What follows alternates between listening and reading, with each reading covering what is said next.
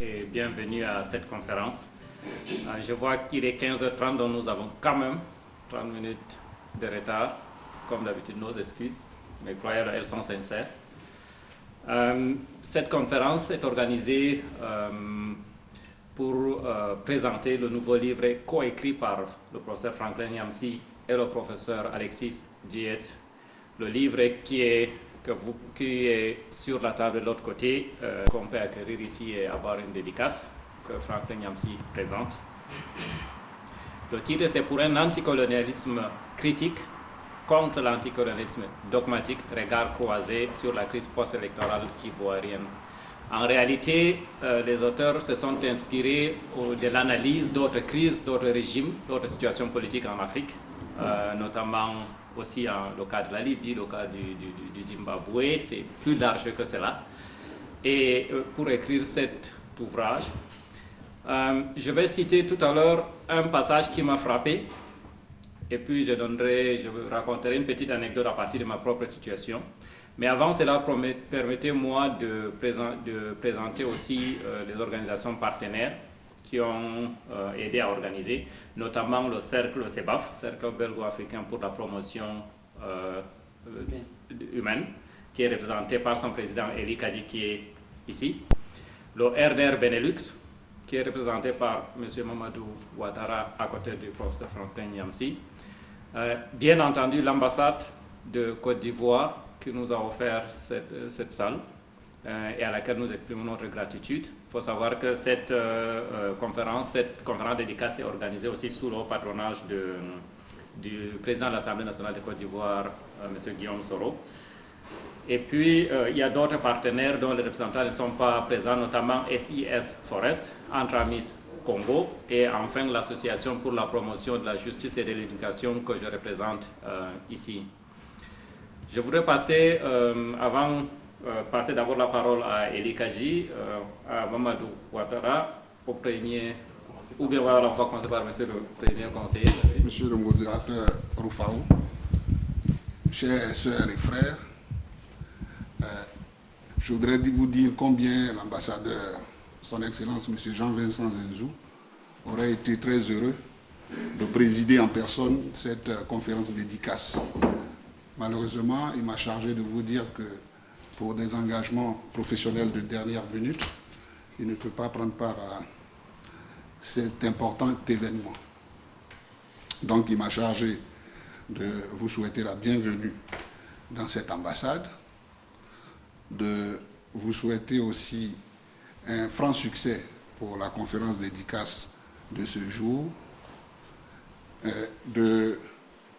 en définitive, pour mon opinion personnelle sur l'excellent ouvrage du professeur Nyamsi, qui ouvre une réflexion sur la position de nos États dans ce monde globalisé qui, autant qu'il offre des opportunités, nous pose de nombreux défis. Donc, je ne vais pas m'étendre longtemps. Je vais de ce pas passer la parole au président Ouattara pour situer le cadre de cette rencontre. Monsieur le Président. Monsieur le Premier conseiller, comme dirait l'autre, la répétition est un acte pédagogique. Je vais me permettre de revenir sur certaines choses, en tout cas appuyer certaines choses que vous avez dit. C'est d'abord en tout cas de remercier l'ambassade d'avoir bien voulu nous honorer, en tout cas d'abord en acceptant de co-organiser, je veux dire, cette séance avec tous les autres. Deuxièmement, de nous prêter la salle pour cet événement. Donc, je tiens en tout cas à vous remercier, Monsieur le Premier conseiller, et vous prie de bien vouloir adresser toute notre reconnaissance à son Excellence l'ambassadeur, ainsi d'ailleurs qu'à tous ses collaborateurs, les uns, je suis passé ici hier, qui ont bien voulu effectivement apporter leur contribution les uns aux autres pour la réussite de cet événement. Je voudrais aussi remercier tous les partenaires que M. Rufaro a bien voulu citer tout à l'heure, qui ont aussi participé à l'organisation de cet événement. Remercier, bien entendu, le professeur Niamsi, qui a bien voulu effectivement écrire ce bouquin. J'ai eu l'opportunité et la chance de l'avoir lu. Je peux vous dire que pour moi, j'ai délecté, en tout cas, avec beaucoup de plaisir, les idées surtout et les projections que j'ai pu trouver dans ce livre. Je voudrais remercier également tous ceux qui sont ici présents et remercier même ceux qui n'ont pas pu venir, mais qui sont de cœur avec nous. Dans pareille situation, je pense que c'est toujours important, même ceux qui ne sont pas, qui n'ont pas pu venir, s'ils sont de cœur avec vous, ça permet évidemment de aller dans le bon sens. Maintenant, après ces remerciements, je vais quand même me permettre de vous dire que le professeur Niamsi et son collègue Diet, qui ont pris de leur temps pour écrire ce livre, me semble-t-il, vraiment va au-delà d'un pays particulier, je dirais, même un pays comme la Côte d'Ivoire qui vient de sortir d'une crise aussi difficile que celle que nous avons connue. C'est un livre vraiment de réflexion intellectuelle, de projection quant à l'avenir de l'Afrique, et je dirais, ça permet en tout cas à tout un chacun de pouvoir débattre sur les différentes difficultés auxquelles les Africains, de façon générale, se sont par le passé trouvés confrontés, se trouvent aujourd'hui confrontés et probablement peut-être auxquels on peut être confronté demain. Il est important de réfléchir, d'échanger, d'avoir vraiment des débats d'idées tout à fait sincères pour que, pour une fois, je dirais, l'Afrique puisse sortir, si tu veux, de ce sous-développement, de ces difficultés quelquefois qui sont chroniques, alors qu'on peut trouver des voies de solution quand on échange, quand on a des débats d'idées. Mais le troisième point que je voudrais peut-être aborder avec votre permission, ce serait quand même de dire que j'ai trouvé particulièrement que le livre, était en phase de façon générale avec un certain nombre de choses qui existent aujourd'hui dans notre pays, la Côte d'Ivoire, qui vient de sortir d'une grave crise. Et à cet effet, je vais prendre quelques éléments comme ça, peut-être pour expliciter mon propos. Je crois que quand on lit ce livre, on voit surtout que la dimension de réflexion, voire la manière d'aborder les problématiques en Afrique est quelque chose d'extrêmement important, ce qui nous permet en général peut-être soit d'aborder de manière positive ou de manière négative les affaires de l'État. Quand vous voyez actuellement la Côte d'Ivoire, je crois que tout le monde, qu'on soit pour ou contre le pouvoir qui est en place, et j'ai eu l'occasion à plusieurs reprises d'écouter quand même certains qui sont de différents bords, tout le monde est unanime à reconnaître que les choses, pour reprendre une expression qu'on a l'habitude d'utiliser, bougent aujourd'hui en Côte d'Ivoire.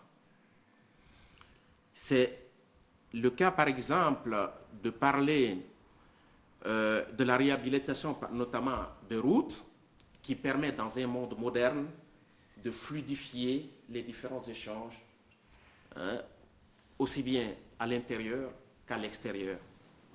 Certes, je ne dis pas que tout est parfait aujourd'hui, mais on voit déjà des signes qui nous permettent d'avoir en tout cas un espoir.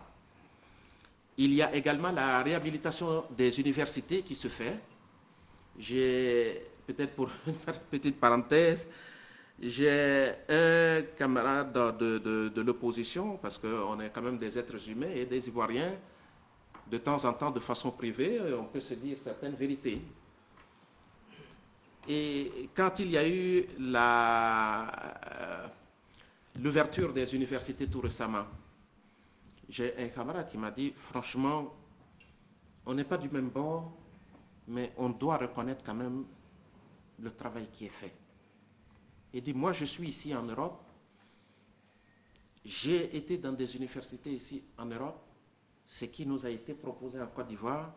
Il y a très peu d'universités, d'ailleurs en Europe ici que j'ai vu, qui sont dotées d'une infrastructure aussi à la pointe que celle-là.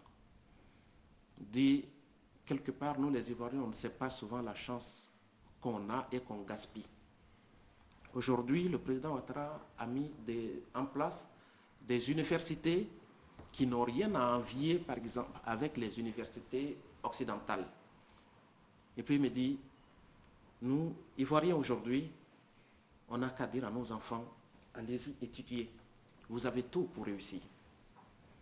Donc c'est quelque chose quand même réconfortant. Ça veut dire qu'on peut être de quelque bord que ce soit, mais à un moment donné, avoir quand même des petites minutes de lucidité qui nous permettent d'aller de l'avant. Il ne faut surtout pas désespérer.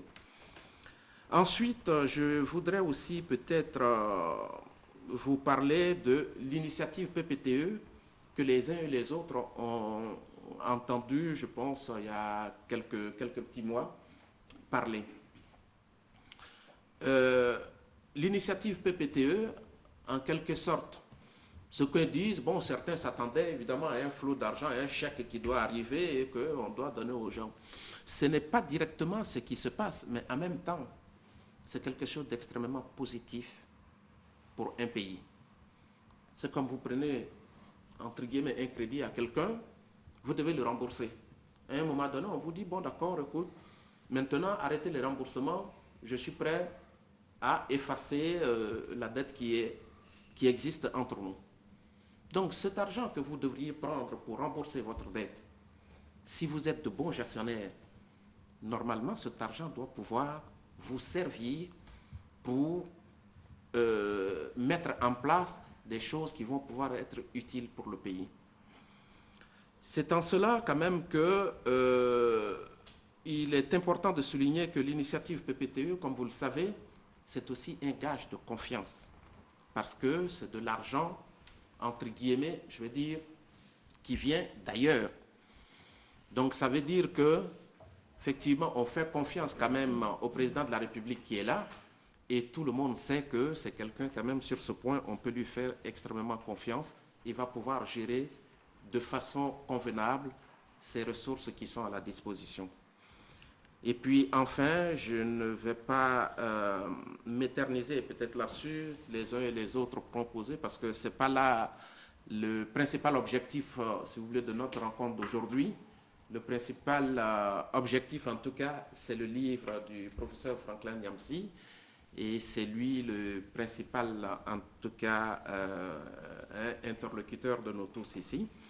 Mais je tenais tout simplement à évoquer ces quelques points pour vous dire tout simplement que, sincèrement, j'ai pris un réel plaisir à essayer de faire du mieux que je pouvais pour la réussite de cet événement, parce que j'ai déjà eu l'occasion de lire ce livre et je suis en parfaite harmonie avec les idées, en tout cas principales, qui sont là, d'autant plus que la plupart de ces idées sont d'une certaine façon explicitées par le pouvoir en place via les mesures qui ont été déjà prises et qui vont être prises. Donc voilà un peu le message que je voudrais vous adresser aux uns et aux autres. Donc je vous remercie et j'espère que nous allons pouvoir passer en tout cas un agréable moment en compagnie du professeur Franklin Nyamsi.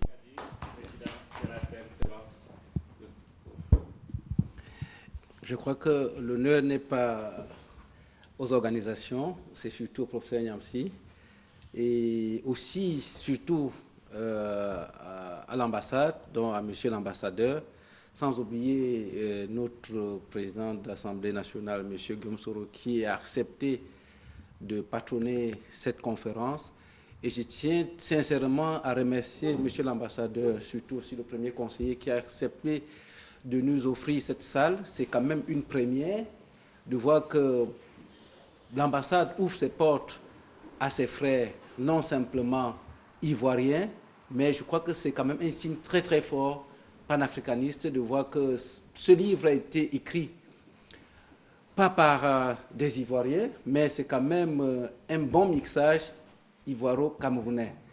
Donc ça rentre en droite ligne avec les pères de l'Afrique, Houphouët-Boigny, Amadou Ahidjo, tout ça. Je crois qu'aujourd'hui, on est en train de reprendre encore le chemin que nos grands frères et nos parents avaient vraiment initié. Donc je tiens à remercier sincèrement le professeur Niamsi pour ce livre qui est vraiment d'une très grande ouverture. Et j'espère bien qu'elle pourra inspirer et surtout sortir, nous les jeunes africains aujourd'hui, qui discutons sans avoir une base philosophique réelle. Et nous passons plus de temps à nous divertir dans des commérages ou bien des conflits qui n'apportent rien à la construction de notre continent. Donc, chers frères, chers compatriotes, chers confrères, je tiens aussi à vous remercier pour avoir accepté de participer à cette conférence dédicace. Et je crois qu'on a en face de nous un brillant intellectuel qui pourra vraiment nous égayer et nous apporter vraiment beaucoup de lumière par rapport au livre qu'il vient de rédiger avec son confrère. On va aller un peu vers le fond de la question avant que Franklin Niamsi ne prenne la parole.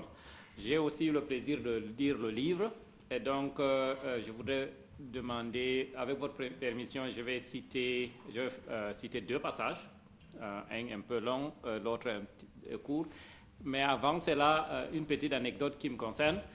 Comme beaucoup de gens ici, je suppose, quand je regarde la salle, je suis, pour paraphraser Ampateba, un des enfants aînés des années 70.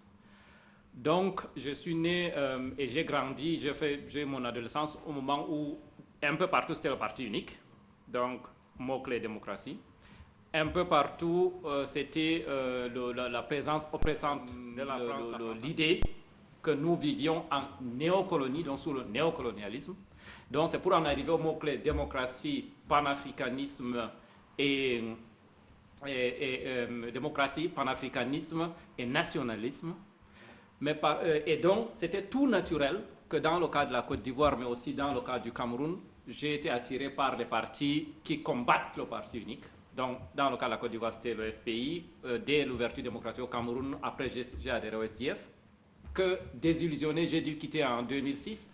2004, j'ai tourné le dos dans le cas de la Côte d'Ivoire, par exemple, au FPI. Mais ce qui est frappant, c'est que je ne me suis jamais réellement interrogé sur le contenu, en tout cas sur le concept de panafricanisme, de nationalisme, ce qui est entendu, mais plutôt j'étais omnibulé par le fait que voilà des leaders courageux qui combattent pour la démocratie. Et donc, dans le cas de la Côte d'Ivoire, et pour ce qui me concerne par exemple vis-à-vis du FPI, c'est après juin 2012 que j'ai dû réellement accepter la nature réelle d'un phénomène que j'appelle extrême droite qu'on a tenté d'appliquer en Afrique. Mais c'est difficile de dire parce que jusqu'ici, quand je parle avec des gens, avec des amis, que ce soit sur des forums, que ce soit dans la rue, c'est comme si je suis quelqu'un qui descend devant ou quelqu'un qui a un agenda caché qui vient accuser. Même quand je cite un décret qu'on a tenté de prendre en 2004 pour réserver tous les emplois en Côte d'Ivoire, rien qu'aux nationaux, sachant que le critère de national est presque impossible à établir dans nos pays. Par exemple, au Cameroun, jusqu'aujourd'hui, le taux de déclaration de naissance n'atteint pas 45-50%. Autrement dit, tu ne peux pas définir qui est Camerounais de manière... et qui ne peut pas définir le sang Cameroun. Mais il y a des gens qui vont quand même faire de ça un critère politique. C'est dire que, en général, ce qui nous arrive, on est comme dans un tunnel souvent, on suit, mais on ne s'interroge pas sur nous-mêmes, sur le vivre ensemble et sur le contenu et sur la pratique politique qui est faite. Alors ça m'amène au livre et aux citations que je vais vous lire, parce que les mots-clés démocratie, panafricanisme, nationalisme reviennent là-dedans. En tout cas, 2 mots-clés sont déjà sur le titre. Et la première citation, c'est celle-ci. Les crises, malheureusement, je n'ai pas mis la page dans mon texte, les crises sociopolitiques africaines nous imposent d'acquérir justement une sorte d'oreille politique, au sens où on parlait de l'oreille musicale, pour entendre la chose suivante. Plus que jamais auparavant en Afrique, les mots nationalisme, panafricanisme et démocratie ont perdu la virginité d'un sens univoque. L'accès à leur sens intime suppose la sortie des logiques binaires, vrai, faux, authentique, artificiel, Occident, Afrique, blanc, noir. L'intelligence des crises africaines requiert plutôt un imaginaire de la nuance, de l'incertitude, du provisoire, du relatif, de l'ouvert, du critique et de l'autocritique. Ça, c'est la première citation. La deuxième citation va directement pour ce qui concerne la question du nationalisme. Donc, l'un des auteurs a parlé de ces 3 mots et puis il a défini différents types de nationalisme qui s'observent. Et pour finir, il dit il y a enfin ce que je nomme avec mon ami le philosophe ivoirien Alexis Diet, je saute un peu quelques termes, l'ethnocolonialisme africain de l'intérieur. L'ethnocolonialisme africain de l'intérieur, qui est en réalité un nationalisme de l'ethnie ou tribalisme d'État conçu pour servir de blockhouse à la perpétuation de certaines élites corrompues au pouvoir. Alexis Diet décrypte l'énigme de la composition systématiquement ethnique des corps d'élite, garde présidentielle, service secret, ministère stratégique, shadow cabinet, intime des potentats africains contemporains, entreprises d'État. Fin de citation, voici les 2 citations. Invitation pour moi à nous regarder en face, à regarder ce qui se passe, à nous forcer à changer de paradigme, à nous forcer à interroger et à nous demander quelle est la place que j'ai pour l'autre. De manière concrète, moi qui suis de Meganga ou qui suis d'Abobo, quelle est la place du centrafricain qui vient pour faire du maçon centrafricain ou du charpentier centrafricain? Quelle est la place à Douala celui qui a la quincaillerie Ibo, du Nigérien qui est venu, mais aussi du Hausa qui est venu du Nord qui est installé là? Ces questions-là sont des questions qui sont centrales. Et le mérite du livre, pour moi, c'est de nous amener sur ce terrain-là, en partant de certaines expériences. Et donc, je vais passer la parole au professeur Franklin Nyamsi, non sans exprimer quand même publiquement une admiration pour le courage de résister au... Monsieur le premier conseiller de l'ambassade de Côte d'Ivoire, cher frère Hippo, Monsieur Mamadou Ouattara, délégué général du Rassemblement des Républicains pour le Benelux, cher modérateur Oufaou Marou, cher Eli Kadji, représentant ici vos associations respectives, cher Marcel Tiangué, toujours présent, baroudeur de toutes les surfaces, l'un des artisans de cette rencontre. Au moment de prendre la parole dans ce lieu symbolique de la grande nation de Côte d'Ivoire, je voudrais dire toute ma gratitude à tous ceux qui ont rendu possible le triomphe de la vérité et de la démocratie en Côte d'Ivoire à l'issue de la terrible crise post-électorale que ce pays a connue. Crise post-électorale dont certains n'ont pas compris qu'elle avait une signification pour toute l'Afrique. Je fais partie de ces intellectuels qui considèrent que ce qui s'est passé en Côte d'Ivoire a une signification comparable à la Révolution française pour les États occidentaux. Si on veut comprendre ce qui va se passer, ou ce qui a pu se passer dans tous les autres pays d'Afrique francophone, il faut étudier la Côte d'Ivoire. En m'exprimant ici au sujet de la Côte d'Ivoire, je ne vais pas simplement m'exprimer avec les passions du cœur, puisque, comme certains d'entre vous le savent, je suis lié à ce pays par une femme et par des enfants. Je suis lié à ce pays parce que quand le mien m'avait rejeté, celui-là m'a accueilli. J'ai étudié et enseigné 5 années en Côte d'Ivoire, et j'y ai tissé des liens qui font que je suis de ce pays-là par adoption. Et d'ailleurs, il me semble que la loi de Côte d'Ivoire dit que l'étranger qui a épousé une Ivoirienne, après 4 années de mariage correctement consommé, de fait, est ivoirien.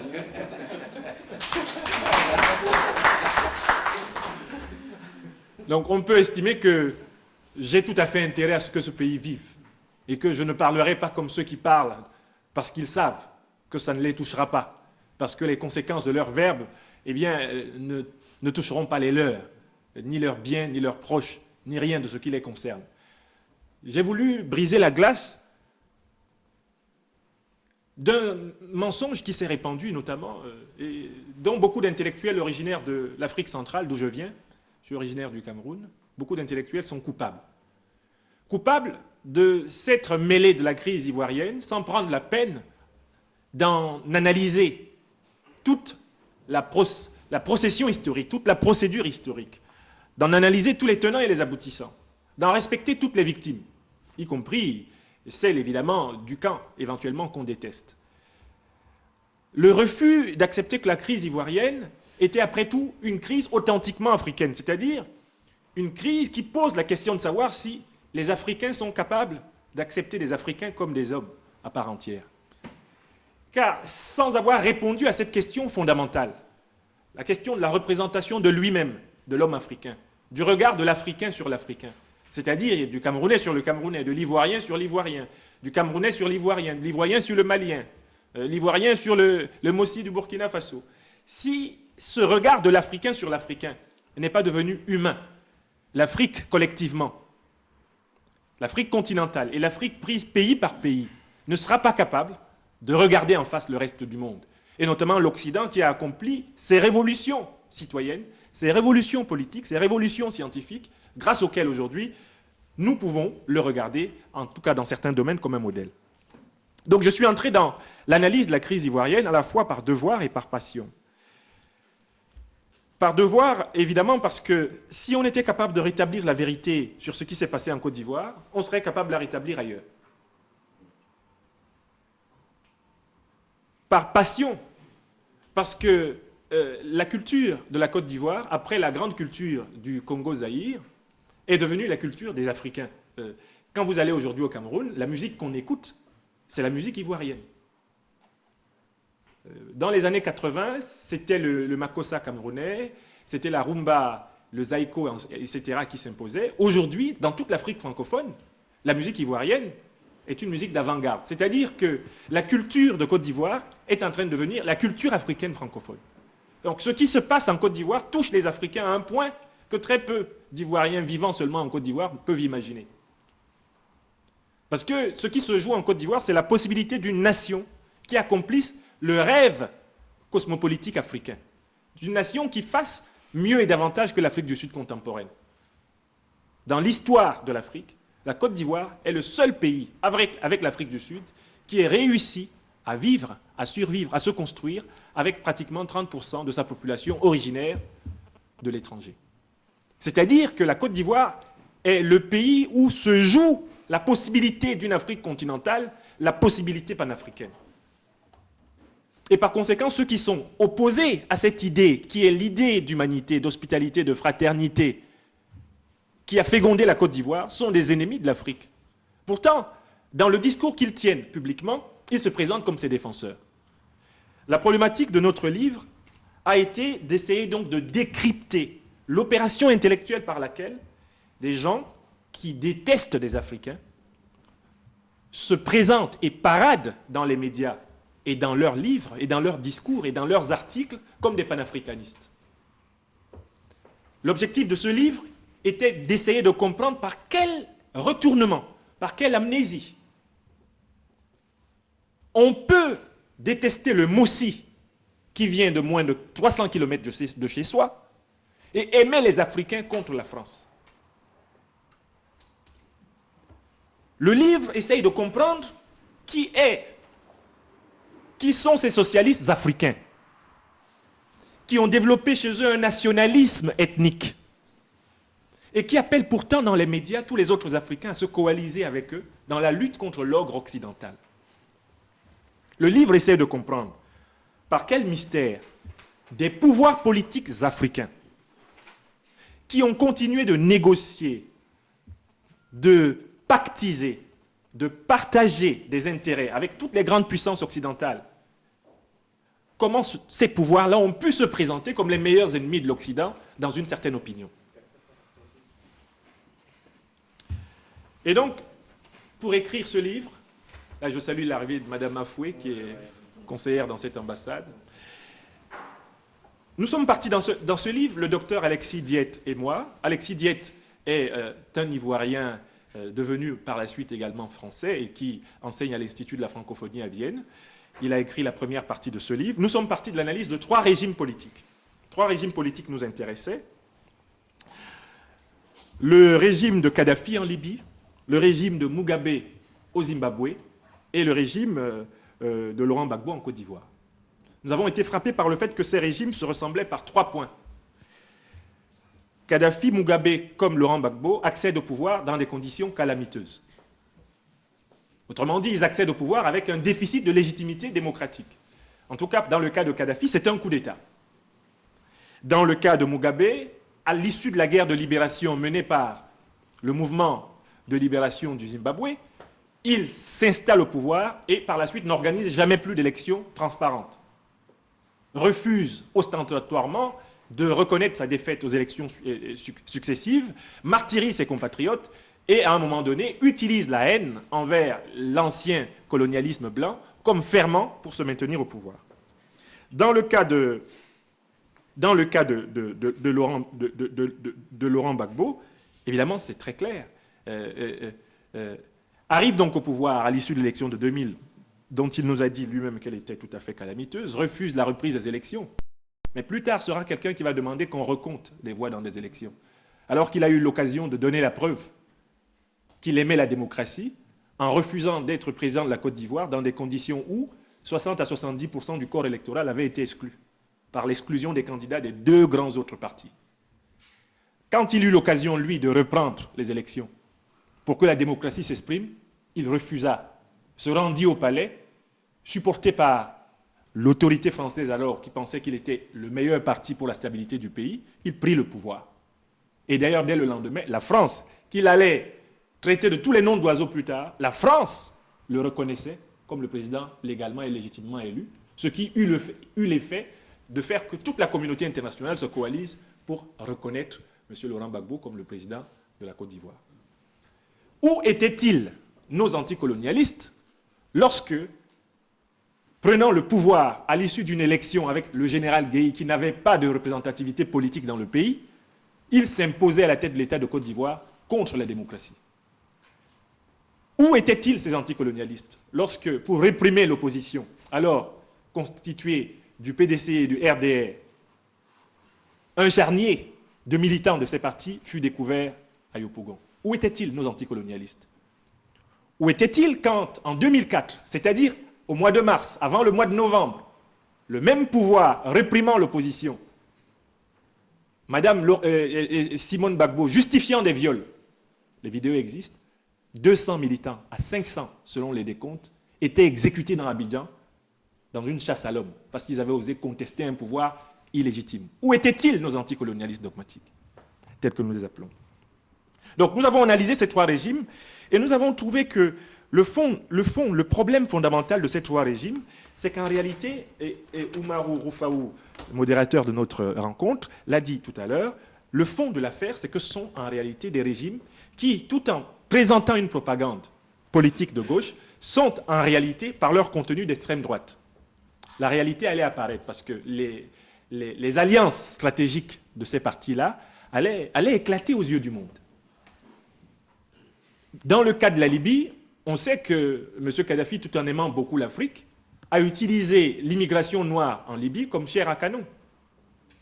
On sait qu'il a jeté à la mer des milliers d'Africains noirs quand il fallait, en quelque sorte, harceler l'Occident en le menaçant d'une invasion démographique. On sait le traitement qui a été réservé à des Africains de peau noire en Libye pendant les 42 ans de règne de M. Kadhafi.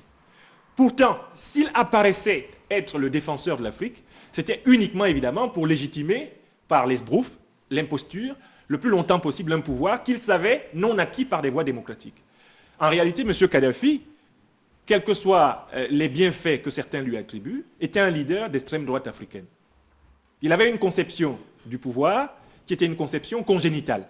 Je suis fait pour être le président, il n'y a personne d'autre qui puisse l'être, les élections n'ont pas de sens en Libye parce que nous, évidemment, nous n'avons pas de président, nous avons un guide. Je suis né pour gouverner. Monsieur Mugabe a révélé toutes ses accointances avec toutes les extrêmes droites du monde lorsqu'il a fallu qu'il s'exprime. D'abord, évidemment, il a choisi dans la population des homosexuels, il a choisi dans la population des fermiers blancs, et par la suite, il s'est retourné contre les populations d'origine africaine de son propre pays pour dire que, ayant lutté pour l'indépendance, il avait le droit de gouverner jusqu'à sa mort. Donc, M. Mugabe nous dit que chez lui, le pouvoir est congénital, c'est une thèse d'extrême droite. Quant à M. Gbagbo, mais c'est évident. Non seulement les meilleurs conseillers qui le défendent aujourd'hui sur la place de France viennent de l'extrême droite française, je pense par exemple à M. Bernard Houdin, mais mieux que cela, les thèses qu'il a défendues à partir de la contestation de son pouvoir en 2000, c'est-à-dire les thèses qu'on n'avait jamais trouvées dans un ouvrage public du FPI avant 2000, ces thèses-là se recoupent point pour point avec le national-chauvinisme à la française. Donc il y a eu transfert de contenu idéologique, en tout cas il y a eu révélation que le contenu idéologique le plus profond du Front populaire ivoirien, c'était une certaine conception de la nation qui est alignée elle-même sur la thèse que la nation appartient congénitalement à certains. Le fameux slogan « On gagne ou on gagne » pendant la campagne électorale 2010, ou alors le candidat 100% ivoirien, ne voulait rien dire que l'affirmation que la citoyenneté était souchée à la congénitalité. Donc voilà trois régimes qui en réalité étaient des jumeaux à distance. L'un en Afrique du Nord, l'autre en Afrique de l'Est et l'autre en Afrique de l'Ouest. Notre livre a eu pour objectif de les rassembler et de produire leur photographie intellectuelle à travers le concept d'anticolonialisme dogmatique. Dogmatique en ce sens que la haine prétendue de l'Occident n'est qu'un voile pour cacher leur haine de la démocratie. Dogmatique en ce sens que le mépris qu'ils ont pour les Africains n'a d'égal que la prétention qu'ils ont de défendre les Africains. Plus ils méprisent les Africains, plus ils passent médiatiquement pour leurs meilleurs défenseurs. Dogmatique, pourquoi? Parce que cet anticolonialisme médiatique s'est revêtu des robes de la religion. Si vous regardez bien les textes de Mugabe, de Kadhafi et de Gbagbo, vous vous rendez compte que dans cette période-là, tous deviennent des prophètes. Et ils sont entourés de prophètes. Ils ont tout plein de visionnaires. Vous savez, par exemple, en Côte d'Ivoire, les affres du fameux Koné Malachi, qui avait tout prévu, même comment Laurent Gbagbo reprendrait le pouvoir. Vous savez, le pouvoir que le pentecôtisme, un certain pentecôtisme, a pris dans les allées de la présidence de Côte d'Ivoire dans la dernière période du règne Laurent Gbagbo. J'ai cité dans ce livre un extrait du manifeste du parti du président Laurent Gbagbo où il disait qu'il fallait se méfier des groupes religieux.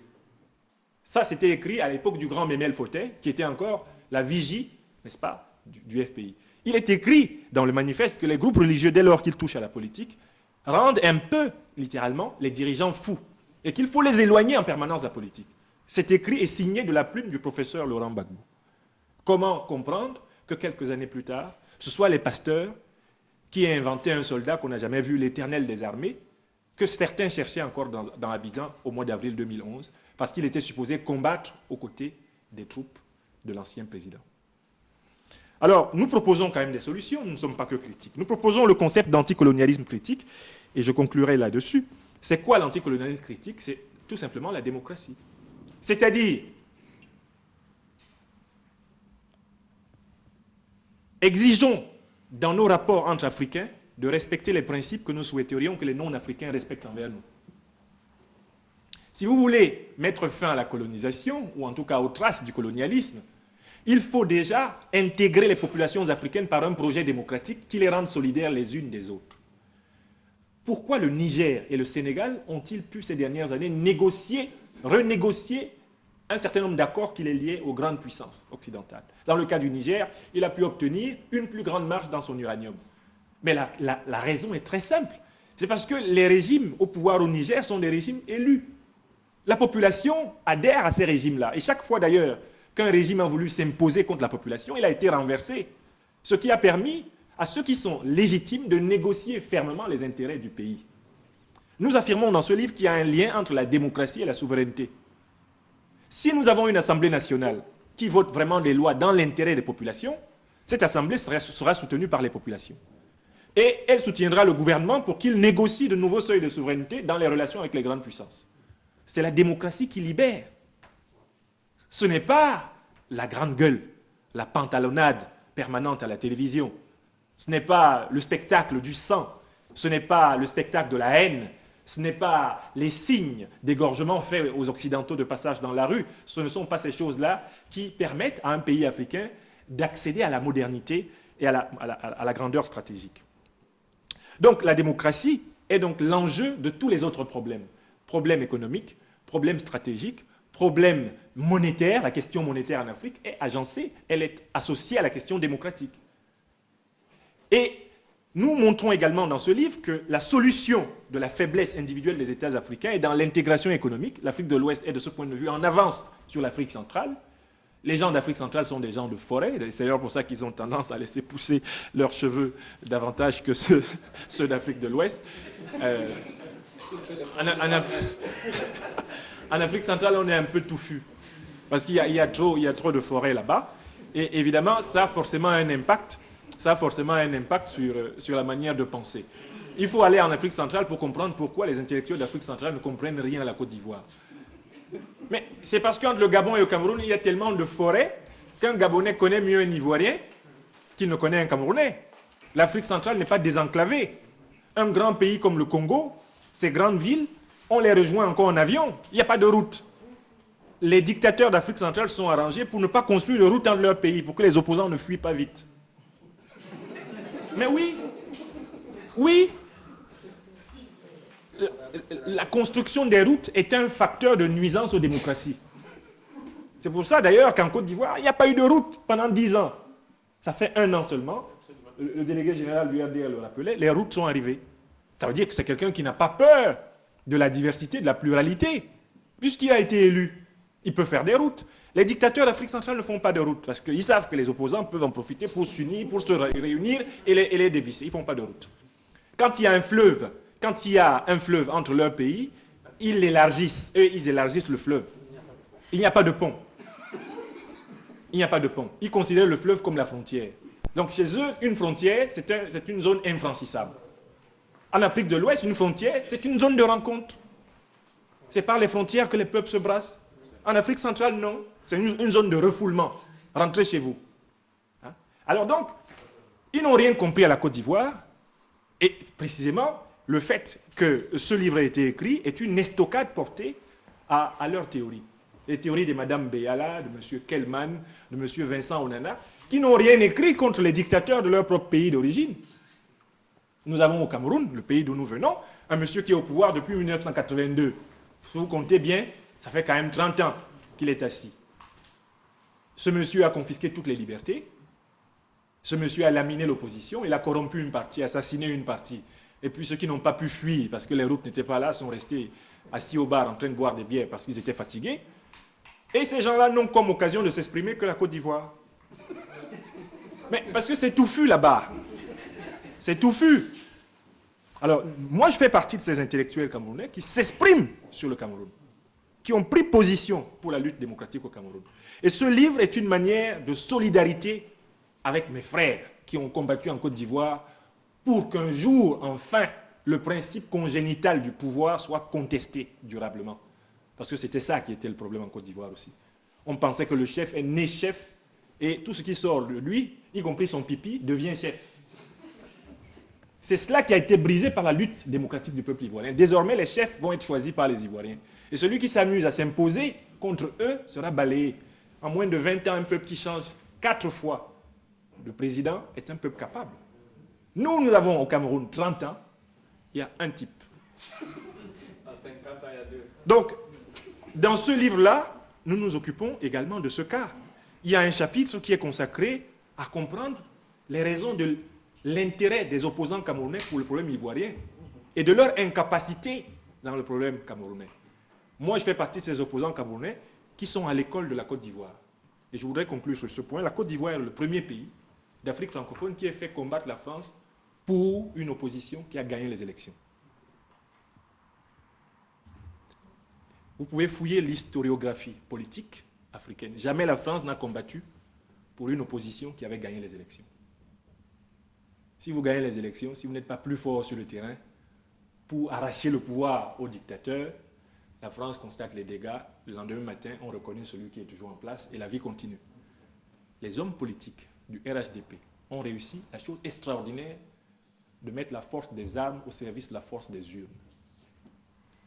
Moi, je fais partie, à travers ce livre, de ceux qui veulent comprendre cette alchimie et l'exporter.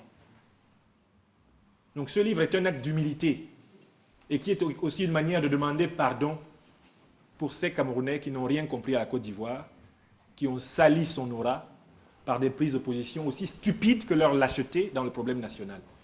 Je représente cette autre frange de Camerounais et d'intellectuels d'Afrique centrale qui veulent témoigner de la réalité sur la Côte d'Ivoire et défendre la démocratie partout en Afrique.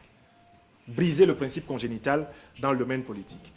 Je vous remercie d'être venu à cette conférence dédicace. Je crois que le modérateur va organiser un échange avec vous. Mais alors, je serais évidemment heureux qu'en repartant d'ici, vous soyez tous munis d'un objet de cette couleur. Ce qui me permettra d'être sûr que les idées qui ont été remuées ici seront vraiment examinées avec rigueur par chacun d'entre vous chez lui. Donc, ce sera avec plaisir que je vous verrai vous servir sur la table du fond, qui est tenue par mon maestro de la logistique, Marcel Tchangé.